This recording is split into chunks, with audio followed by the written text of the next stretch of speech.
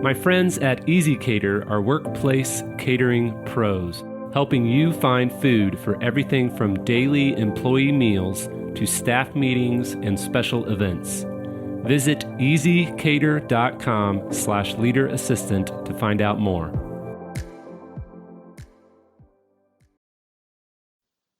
I'm Jillian Hufnagel. Today's leadership quote comes from Bob Proctor, an author, speaker, and coach. Change is inevitable, but personal growth is a choice. The Leader Assistant podcast exists to encourage and challenge assistants to become confident, game-changing leader assistants. Thank you for listening to the Leader Assistant podcast. It's episode 37. Welcome to the show. If you haven't joined us on our Slack online community, you can join us at slack.leaderassistant.com.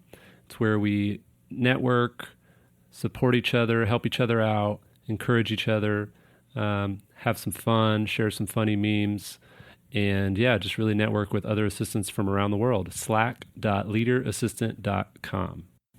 Hey everyone, thanks for tuning in to the Leader Assistant podcast. Today I'm talking with Jillian Hufnagel. Jillian, thanks for joining me. I'm so excited to be here. Thank you for having me. So where are you at right now?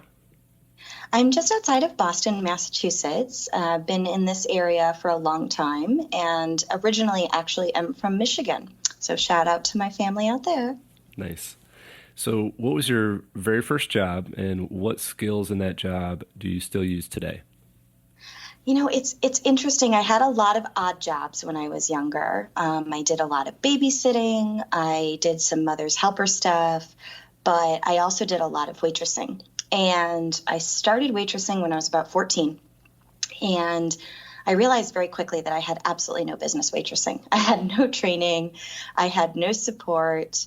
And I learned very quickly that in order for me to really excel in my waitressing profession at the time, that I really needed to take my opinion out of what I was doing. I made a terrible blunder one day telling someone that his request for order for banana pancakes was disgusting. And I realized that that was not the right thing to do. So I learned a lot about customer service in general and how as you're gravitating from table to table, there's a different tone and tenor. And often at each individual table, there's a variety of different personalities. And so, I spent about off and on 13 years waiting tables, bartending, bussing, hosting, and I started to really build relationships with my regulars. I learned what they liked, what they didn't like. I learned their names, and down at the heart of all of that, everything that I learned waiting tables and bartending, I apply to what I do now. It's all about making people feel good about where they're at and what they're doing by creating an environment for them that works well for them and not necessarily for you. There has to be a balance, of course, because I want to make tips and I want to, walk away with good money at the end of the night when I'm waiting tables. So that, you have to have standards, but I definitely learned customer service, hands down, the hard way. So when and why did you become an assistant? It was interesting because I was waiting tables and I got to know one of my regulars who was the CEO at a video game company. Was my first EA gig. But prior to that, before becoming an executive assistant, I actually worked during college at Children's Hospital in Boston. And what was really lovely about Children's Hospital in Boston is I didn't really see myself as an admin.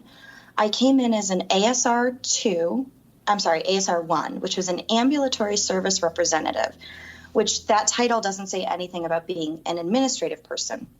But what I was also doing, in addition to being the ASR1, where I was scheduling appointments for all of the physicians at sports medicine, I was also the administrative assistant to our back specialist. And I really started to find the love of how I could own and manipulate the calendar in a way that was really kind of like Tetris, but more in a strategic way, understanding what types of injuries took priority over others, and then starting to understand when you're talking to a parent of a child that has an injury, really starting to understand like their style. I'm going to pair them with this doctor or this fellow based on what I'm hearing from them so that they're going to have the best experience. I'm obviously not going to put someone with a back injury with a podiatrist. That's just not going to work. And so that was, that's how I got my career started as an admin. So shout out to all my peeps at CHB. What other industries did you kind of evolve into over the years? Well, I mentioned my first, EA gig was at a video game company, and it was a video game startup, and it was really eye-opening because that's where I absolutely fell in love with startups. I went from Children's Hospital and healthcare to, I also did some cycle revenue management, which I realized that, I don't really love that. It's basically collections agency for hospitals. And then going into video games, there were things that I really enjoyed about just the energy and the chaos and the fun of a startup community. And then from there, I kind of fell into the cybersecurity industry.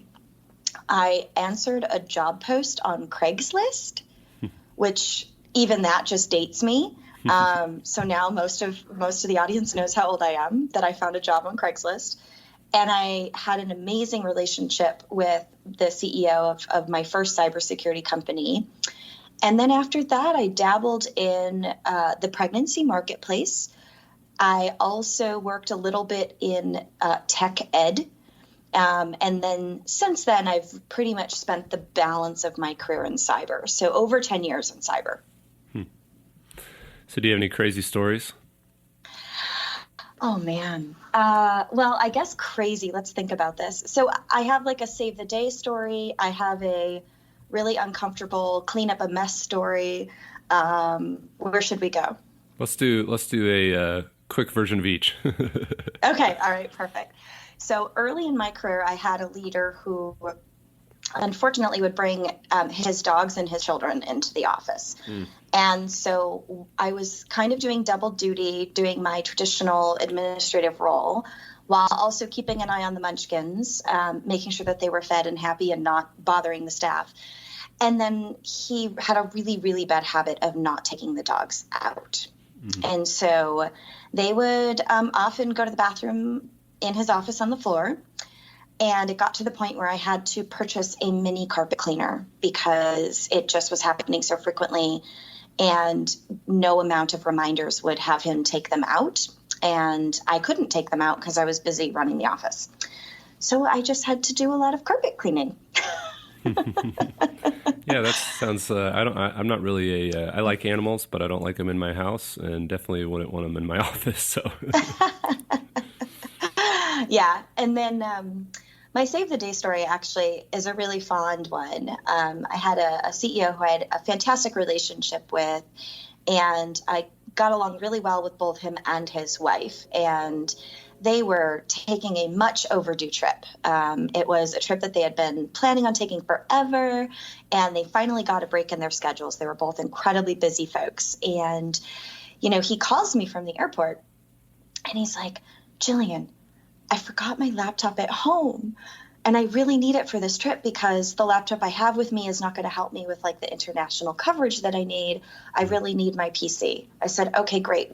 I can run over there right now. So I leave the office, I jet over to his house, I grab the laptop, and then I drive over to Logan Airport, and he's not in the terminal that he's supposed to be in. He's like, no, I'm right outside. And I was like, I don't see you guys, and I am right in front of the gate where you're supposed to be.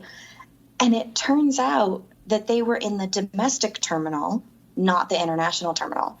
And he was just so used to business travel. He was so used to going from Boston to California like clockwork that he just naturally took them to the domestic terminal. So I said, don't worry, have you checked your bags yet? And he was like, no. Meanwhile, I can hear his wife in the background being like, thank God Jillian's here.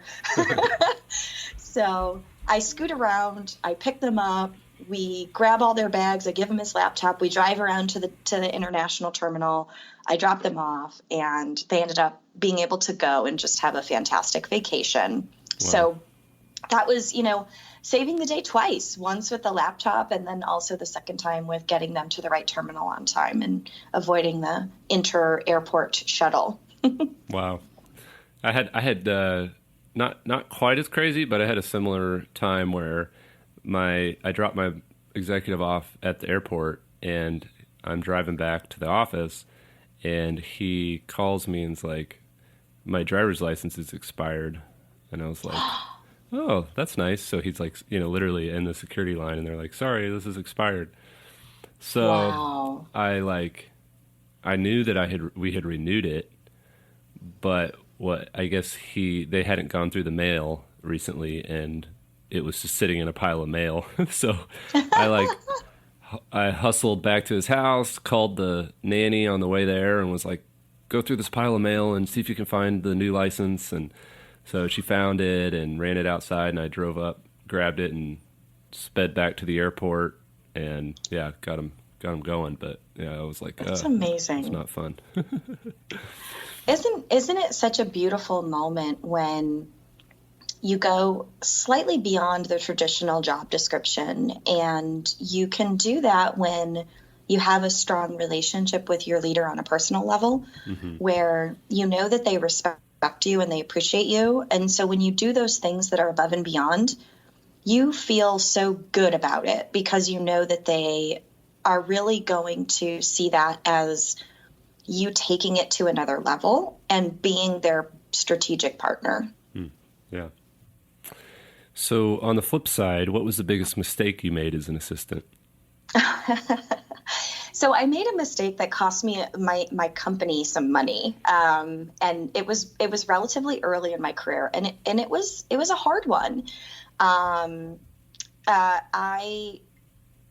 My CEO asked me if I could relocate a small group of our employees into a new office. And I said, absolutely. It was just down the street. We were only moving about 30 or 40 people. And he had told me, here's the contact information for the woman who is going to give you the specs for the new tables. She's our interior designer. Just reach out to her and get the specs for the tables. And I said, great, I'll do that. So I reach out to her and I get the specs for the table, and she says, oh, I'd be happy to come over and help with the office and measure. And I said, we actually are subleasing a space that already has furniture in it. I really just need the sales tables. And she said, no, I don't mind at all. It would be great to meet you. We should have a relationship anyways. I said, okay, fine. I'll see you next week. So she comes up. She's a very nice lady. And, we're interacting, and she takes out the tape measure, and I said, we're really not going to make any changes in this space. And she said, well, I know that the chairman is going to want to make some changes because this design-wise is not going to work. I said, I understand that you're our interior designer. We actually, in this sublease, don't have approval to change this particular space. So we're not going to do any changes in this space except maybe some paint. And so she kind of goes about her way. And a couple weeks later, we get an invoice from her. And her invoice includes like a $250 an hour charge for her time, plus her travel to and from New Jersey. So she didn't bother to tell me that she lived in New Jersey and that she was coming all the way up to Boston. She didn't bother telling me that she was going to charge me for her time. And so my CEO gets this invoice and he's like, Jillian, did you approve this? And I was like, what? I don't understand. What is that?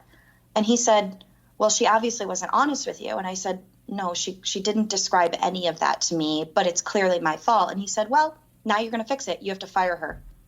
And I was terrified because, I had only been on the job for a few weeks, and this person had a personal relationship with our chairman.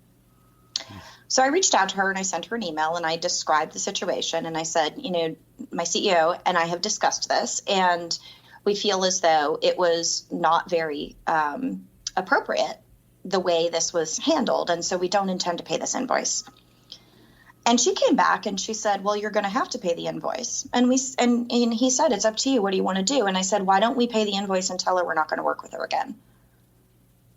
And he agreed with my judgment call, and he thought that that was the right thing to do. So I had to fire the interior designer of our chairman after costing our company money my first month on the job. Oh, as an EA. Yeah, it's pretty challenging. But you learn a lot of hard lessons, right? So lesson one is ask clarifying questions. Don't ever just assume that someone is on the same page as you. And I think that goes for not just with interior designers, it goes with your executives, it goes with your peers, it goes with your subordinates. Always ask clarifying questions. And in that case, I didn't. Yeah. So let's shift a little bit into a fun topic, the topic of OKRs. So can you talk about what OKR stands for, what they are, and maybe a little bit of the history of OKRs? Sure. So OKRs have a little bit of a soft spot for me because I've spent probably the past 4 to 5 years of my career really supporting my leaders and teams with goal setting frameworks and measurement tools. So OKRs stands for objectives and key results. And when you think about how you set and measure a goal, OKRs is a framework to do that. And so a lot of organizations are using OKRs today to not only set top line objectives for the business, but also breaking it down into key results at specific intervals, typically quarterly, to track the progress towards that main objective for the business. I really am a fan of OKRs. There's a lot of other frameworks out there that you can use. I find that OKRs are really relevant, really robust. They work incredibly well with organizations that are of all scales and sizes, and also in different verticals, as well as different revenue areas. And what's interesting about OKRs to me is that they've actually been around in some format since the 50s. There's a gentleman named Peter Drucker, and if you haven't read any of his publications, you should. He really focused on measuring what matters. And in a business context, really that means what are the key metrics that you need to measure in order to ensure that your organization is on the right path. And he really focused on MBOs, which were management by objectives. So this was the infancy of what OKRs are today, back in the 50s. And management by objectives was really focused on the individual's achievement towards the company objectives. And oftentimes organizations would have an incentive around it. So for example, if you are, let's say, a director level in your organization and you have a 20% bonus tied to your annual salary and you get paid out on that, whether it's quarterly or biannually, most organizations that use MBOs tie your individual component of your MBO into your bonus. And so if you sit down and you say at the beginning of every quarter, I'm going to accomplish these 6 things, which are tied to the company level objectives. And then you sit down at the end of the quarter and you say, I've achieved 75% of the things I set out to do this quarter. That means you get 75% of that 20% bonus based on your achievement. And when companies do this well, employees are really emotionally and personally attached to the outcomes of the business as well as their personal outcomes. That's the MBO model. So management by objectives was really Peter Drucker back in the 50s. And then you started to see a little bit of a curve in the 70s where John Doerr pops onto the stage, and he really starts shifting into more of the objective and key results. So this is a slight departure from the MBO because it's really focused on the business and the teams and not necessarily as much on the individual. That doesn't mean that you can't marry OKRs with MBOs. I actually have seen that done incredibly well in the past. And I think that it's something that I still encourage my leaders and teams to do because it can be really effective when done well. And objectives and key results is more of a business-focused take on the execution versus an individual take. And there are a variety of different tools and resources and formats that are available today. But what I would say that I've seen is the most effective is setting annual objectives, breaking them down into quarterly key results, managing the scores of those key results, whether it's weekly or biweekly, rolling those into a monthly route check. So kind of looking at where we are in the quarter, month 1, month 2, month 3, to say on the route to the end of the quarter, how are we achieving? And then at the end of each quarter, doing a retrospective and saying, how did we do? What did we learn? What did we do well? What did we not do well? And then how are we going to use that information to plan next quarter's key results so that it really takes on more of an agile methodology. And so for organizations that are engineering focused, agile is something that works incredibly well with objectives and key results. I would also say that the thing that I really enjoy about OKRs is they marry incredibly well with KPIs, the key performance indicators of your business. And sometimes I like to say, when I'm in a room with people that are smarter than me, I say, talk to me like I'm a fifth grader. And so my analogy for the difference between OKRs and KPIs is you're going to take a road trip. You need a car, right? Your car has to run. Your car needs things like gas and tires and cooling fluid and all of the things that your car needs to run. Those are your key performance indicators.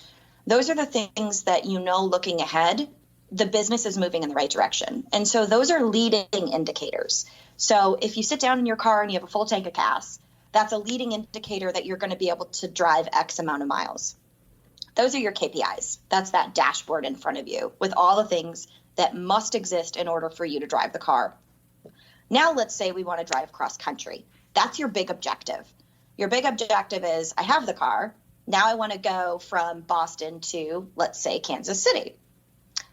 Then you're going to chart your course and you're going to say, okay, on this objective to get from Jillian's house to Jeremy's house, I'm going to have to stop a certain number of times to get gas. I'm going to have to stop a certain number of times to get food. And on top of that, one of my goals for this objective is to have a lot of fun and see as many sites as I can. And so I'm going to stop at 6 national parks, or I'm going to stop at, 2 monuments. So that's your objective. My objective is to get from Jillian's house to Jeremy's house. My car has to have gas, has to have oil, has to have cooling fluid, all of those things. And that's how I like to visualize the difference between KPIs and OKRs. That's helpful. So what would be maybe an example of an OKR and KPI kind of narrowed down to a single executive assistant trying to work on this for themselves? Yeah, that's a great question. So a lot of executive assistants are responsible for supporting executive recruitment. It's a highly confidential process for your organization, and you're often partnering with board members, executives, and recruiters. And there's this high level of confidentiality. So your annual goal could be provide strategic support for the recruitment, hiring, and onboarding of X number of executives, let's say 3. So you know that during the course of the year, you're going to bring on 3 new executives. So your objective is to provide the strategic support to do that. And then each quarter, you're going to sit down with your leader, your recruiters, and your board, and you're going to say, okay, what are the key roles we're going to hire? Let's say Q1, by the end of Q1, we want to have a chief marketing officer. By the end of Q2, we want to have a VP of sales. And by the end of Q4, we want to have our new head of people in the organization. So those are the 3 key roles that you want to hire over the course of the year. As the executive assistant, there are things that you're going to want to set as your key result. Your key result could be something like, I want to ensure that this executive has a stellar on-site interview experience. And within that, there's a bunch of things that you're going to do to ensure that that experience is successful. And you're going to want to measure that, right? And anyone who's supported executive recruitment knows that if it goes well, there's going to be some type of commentary, whether it's an email or a personal comment from that person who's interviewing, back to your recruiters, back to your board, back to your executive to say, gosh, Jeremy just made me feel incredible. The experience was fantastic. I felt so comfortable. Everything was lined up. My schedule and itinerary were perfect. I had a gift basket in my hotel room when I arrived. That's how you're going to measure that when you're thinking about how do you create that stellar experience. So that's a key result. I would say maybe another example, which is a little bit more business metrics focused. You might be an executive assistant that is actually supporting tracking of MBOs for your organization. So in a couple companies that I've worked for, I've been responsible for partnering with finance, HR, and the executive team to track all of the MBOs at the beginning and the end of each quarter, and partner with finance and HR to make sure that the final scores of each MBO gets paid out appropriately based on what the leader and the individual agree that their score is. So I'll use myself as an example. I sit down with my CEO at the end of the quarter, and we review all of the 6 items on my MBO. I've already pre-scored them. We have a dialogue around where we land. He typically says, you've scored yourself too harshly, make it higher. And then I land at like a 90%. Then I make sure that the information from the private confidential MBO document gets translated with the final score onto a finance document. So that final score is on there. I have my HR partners. I partner with them to cross-reference it to make sure that there's 2 sets of eyes on the data. And then finance has a non-confidential, clean version of that final score without any of the commentary between the leader and the person. And then that gets paid out in payroll. So an objective could be support the quarterly execution of MBO payouts for X number of employees. So for me, it was director and above. I only did that portion of the population. And then the key results would be quarterly repeating all of that behavior. And then also you could set another key result to say, and in addition to that, I want to get us off of spreadsheets. I want to evaluate a tool that's going to take us away from spreadsheets so it's no longer manual. That could be another key result to improving the MBO experience for the organization. So I'm sure there are some listening right now thinking, my company, my organization is not even close to as sophisticated as what you just described.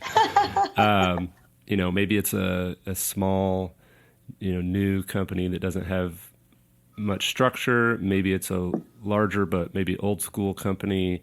Maybe it's a nonprofit that doesn't have all these kind of clear objectives.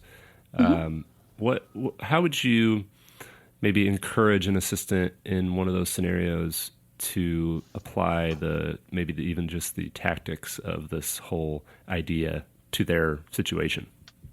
Sure. I think that regardless of the size of the organization, it's incredibly typical that leaders are having regular scheduled one-on-ones with their direct reports. So let's think about a company that maybe only has, let's say, 25 people. You have a CEO. The CEO has, let's say, 6 direct reports. The CEO, she's meeting with her direct reports weekly or biweekly. They typically have some type of one-on-one document that they're tracking. In that one-on-one document, there could easily be a place where they're tracking quarterly what are the top objectives of the business that executive is supporting. And so it's a really light version of an MBO and an OKR. I think the other thing that you also want to think about is even a company with 25 people, the CEO is not regularly talking to all 25 people.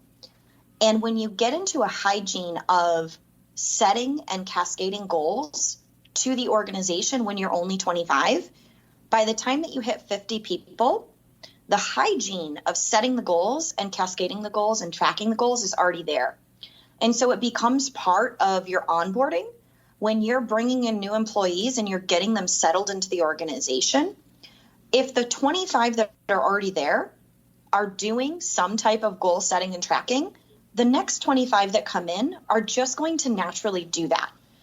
And so it almost makes more sense from a work smarter, not harder perspective to do these things when you're small. Yeah.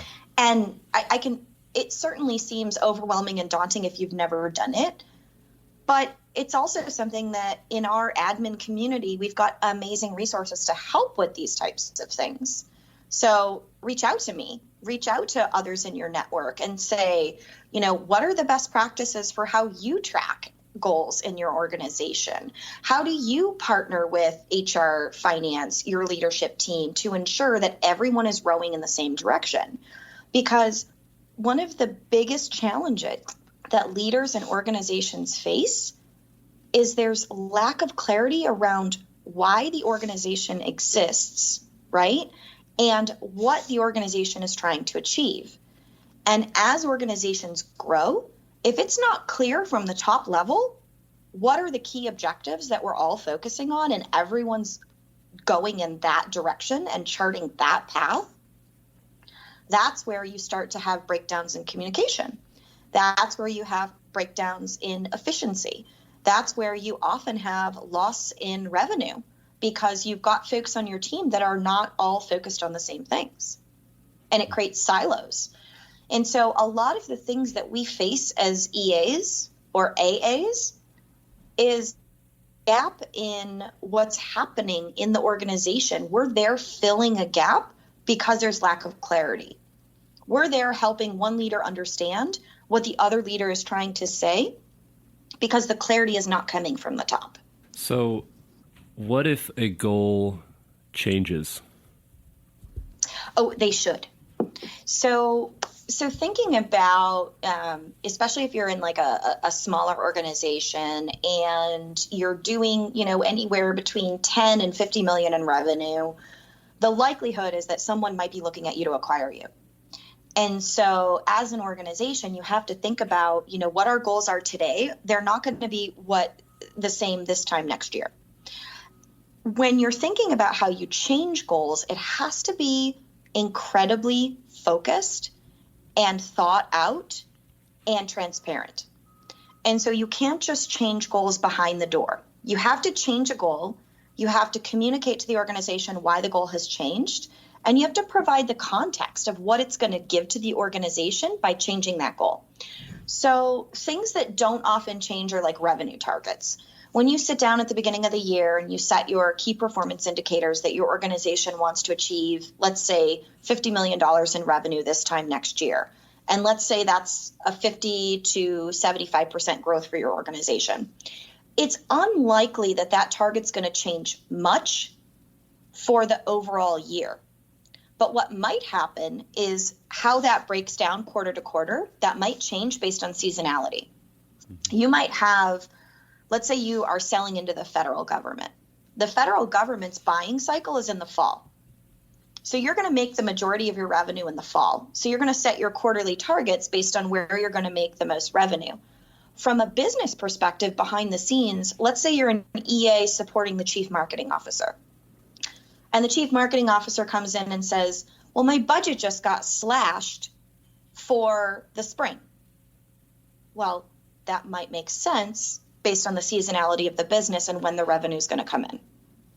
And so you want to think about understanding the top line goals and operating rhythm of your business. And you also need to think about and really become an expert in what is the vertical industry that you're in. And I like to think of a business like an organism, and that organism is growing and evolving all the time. It's growing and evolving within its vertical, within its industry. And the more that you know about those industries and verticals, the better you're going to be able to support the growth of that organism. Awesome. Well, I think that's a very informational and practical overview of OKRs and KPIs and MBOs. So I really appreciate that. Sure. I've learned a lot, and I'm going to have to listen to this over and over again to really soak it in.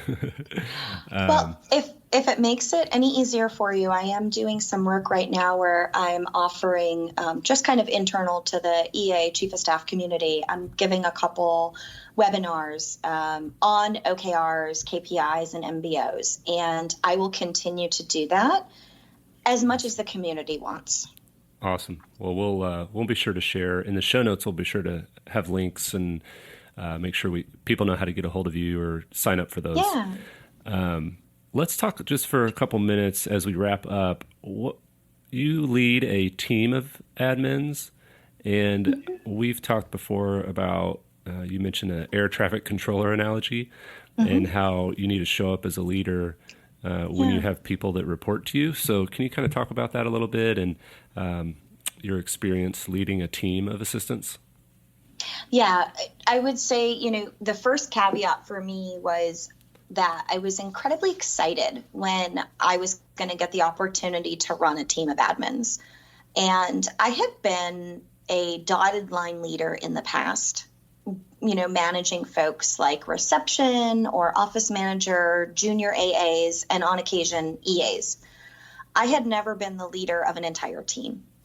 And that's at least for me, it was pretty challenging. It was a major mindset shift. And I also inherited a team that I didn't grow and hire myself, but it was a team that I knew because I had been doing some peer coaching and mentorship of them over the years. And so I knew most of the players on the team. What was the hardest thing for me coming in as a leader for them was getting the team out of the mindset that we were a family. And it was really challenging because there were a lot of emotions attached to the group as being a family, and I will help you and I will do anything that you need. And there were a lot of blurred lines between work appropriate and personal. And so the first thing I did is I kind of sat down with the team and I started to kind of work through this mantra of, we are a business and this business needs support. And so what does it mean to be an EA in our organization? And we actually created kind of our own mission statement. And then what was even more impactful to this team is we created a list of what we are and what we are not. Mm-hmm. We are not gatekeepers. We are bridge builders. We are not gossipers. We are confidential context providers when appropriate, right? And so really helping them understand how to tip the scale from how they were currently showing up to how they should show up was, for me, it was it was emotionally taxing. And we did have to make some changes on the team too. So the other thing that I think was challenging for me is I went from being the person in charge of all of the executives to being the person in charge of the people in charge of all of the executives. And that was a shift. And I'm used to having all of the calendars, having all of the access, and really being able to kind of manipulate things on my own. I've worked in many organizations where there have been no other admins, and I've been the EA and or the chief of staff, and I have the power. I have the calendar power, right? And there's something that's really simplistic in that because I knew all the players, I knew all the personalities, I knew all the eccentricities, and I had access to the systems to manipulate things. Now I'm leading a team of people who are doing that. And so I went from being an individual contributor to being a leader. And so I really had to figure out how to flex new muscles. And so having been doing that for about 2 years, I've since stepped away from managing the team day to day. And they now each report into their individual leaders because I grew them to a point. I shouldn't say I grew them. I provided a space where they could grow into strategic business partners by providing them context, support, training, guidance, and oftentimes some really, really emotionally challenging feedback to digest. And now I see myself as, I walk into the air traffic controller center, and you've seen pictures of it, where it's this giant tower on the runway, and you walk in and there's like 7 screens and there's one person at every screen. And I think of each of the EAs in my organization currently, they're sitting at their screen and they've got their 3 or 4 blips on their radar. Those are their leaders. They have got that on lockdown. They are 100% organized and functioning. And then I look out across the other 6 screens and I step back and I say, I'm seeing an opportunity here. I'm seeing that your 3 leaders and these 2 leaders are here, and this is costing the company X amount of money for all of these people to be at this conference. Is this really the right allocation of our executive resources, or should we peel that back and maybe send someone who's a 2nd or 3rd line leader, give them that opportunity to help groom them into the role, and then free up our executives to focus on some of the more critical aspects of the business? And I don't do that in a way where I'm telling them how to do it or what to do. I propose opportunities and I help them see the connections. So, it's almost an observer role versus a doer role. Interesting. Awesome. Yeah. Well, Jillian, thanks so much for your time. This has all been really helpful. What is something that we can do to support you, and where can we find you online? Oh, yeah, absolutely. If you want to look up any of my coaching opportunities, you can find me at JillianHufnagel.com. It's JillianHufnagel.com. I'm on LinkedIn. I think there's only 2 Jillian Hufnagels on there, so feel free to find me on LinkedIn. I'm incredibly passionate about the administrative career path, and I'm working with a variety of stellar EA folks like Jeremy, as well as others in our community that are really focused on elevating the whole community. So if you reach out to me, I promise I will make time for you. And I look forward to learning from others in the community, because even though I've been doing this for 19 years, I'm a constant student. I always have things to learn, and I look forward to, being able to provide more of my knowledge to the community. That's great. Thanks so much. And I'll be sure to share your website and LinkedIn and your bio and all that fun stuff on the show notes, so people can check that out. And awesome. Thanks again, Jillian, and we will talk soon. Thank you so much, Jeremy. It's been a pleasure. Thanks for listening, and thanks again, Jillian, for all your wisdom on OKRs, MBOs, and goal setting for assistants. If you all would like to check out her goal setting template, you can download it for free at leaderassistant.com/goal template. And be sure to check out the show notes at leaderassistant.com/37. leaderassistant.com/37 to get in touch with Jillian and find the link to that template as well. Talk to you next time.